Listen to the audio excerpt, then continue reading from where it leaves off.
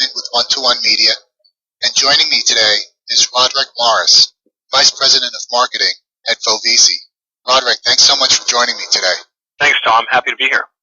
As you know, a growing number of organizations are launching Voice of the Customer programs to help gather customer feedback across various channels.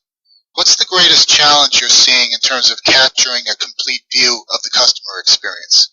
Well, actually, Tom, it turns out that many companies talk the talk, but don't really walk the walk when it comes to listening to customers. And a big part of the problem is overcoming silos in their businesses and getting a 360-degree, data-driven view of customer experience. Let me tell you about some research we did at Vovici recently. Our study of customer experience executives showed that nearly 3/4 of senior executives said they had a customer experience strategy. But guess what? Less than half of them have formal programs or incentives that back up the claim.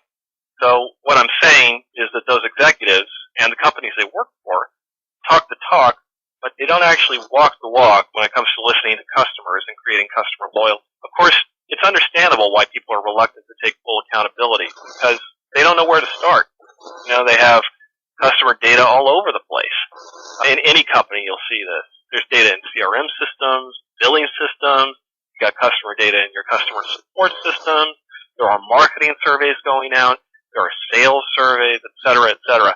To solve this problem, you really need a couple of things. You need a chief customer officer or someone playing that role with endorsement from the CEO. I know you've talked to a few chief customer officers recently, so those companies are obviously doing something right. The other thing that you need is a feedback management system with robust APIs that tie these systems together into one tool that's got powerful analytics and action management so you can analyze and act on the data throughout the enterprise so that you really are acting on the customer's behalf. Why is it sometimes difficult for companies to engage customers in feedback programs? Tom, here's an interesting stat for you on that. Did you know that although 80% of marketers felt they offered exceptional experiences last year, only 8% of their customers agreed? And meanwhile, industry survey response rates reached all-time lows. So, yeah, there is a problem. Customers are totally disaffected with corporate outreach efforts. We're talking about something like 20 billion or so surveys worldwide this year, and most of them will just damage customer relationships because the questions they ask are not intelligent. This happens, again, because different silos are involved in what we call disconnected listening. For example, sales is asking some questions and also looking at CRM data. Support is asking other questions totally disconnected from that. Marketing is capturing feedback on new products, etc. And these questions are all hitting the same customers in a disconnected way, and the result is repetitious questioning that disrespects the customer. And by the way, the executives back at the company get no holistic view of the customer experience either. And so, of course, the CEO ends up out of touch. Now, Vovici customers, whether we're talking about NPR, Oracle, Sykes, or even a company like Pure Fishing, all understand how to overcome these obstacles because they build smart panels of their customers and ask intelligent, targeted questions that leverage what they already know about their customers. That's the exception to the rule. You need to have people doing this and then taking the conversation deeper and deeper. So you're actually having a conversation with a customer that's like one that you would have with a friend. So you're a friend to the customer. You're a good listener. And that's what's not happening enough. Interesting. So what are companies doing today to incorporate customer feedback into business and product strategy? Smart companies don't just send their customers surveys. They put a program in place to take customer feedback and apply it to what they are doing in their product groups and their marketing teams and everyone in the customer-facing front line. I'll give you some examples. I was talking to a Vovici customer at Coleman the other week, and Coleman is one of the biggest outdoor companies in the world. I'm sure you know their products.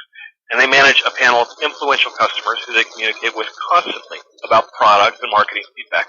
So as a for instance, when retailers reported poor sales of one of their products, Coleman investigated through a series of increasingly targeted surveys to this panel and subsegments of that panel to help them zero in on a package redesign that resulted in taking that product from flat sales to double-digit growth.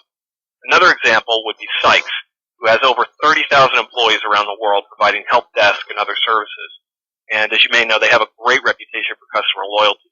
So to turn their customers into fans, Sykes started establishing listening posts at key points that helped identify and solve potential issues. Last year, their top issue was what they called performance systems. and Vovici helped them put a program into place to capture the big picture view of global customer experience. This business initiative led to strong improvements in customer experience and also increased customer advocacy 300%. Here's one more customer story that I like since we just had Valentine's Day. Teleflora, they needed to stay in sync with shifting customer demands that they heard from their 38,000 florist vendors. Believe it or not, tastes and perceptions and trends in flowers change quite a bit, and that means a lot of money to a business like Teleflora that's got perishable goods. So using Vovici, Teleflora was able to replace mall intercepts, paper surveys, and consultants with around 300 highly targeted, highly segmented surveys that gave them everything they needed to know about changing customer preference and trends. And then they incorporated that back into their strategy, and as a result, sales and customer satisfaction went up across the vendor network after making the change. Well, thanks for sharing that with me. And Roderick, thanks so much for spending some time with us today. Thanks, Tom. I enjoyed it. To learn more about relationship strategy, visit www.one-to-one-media.com.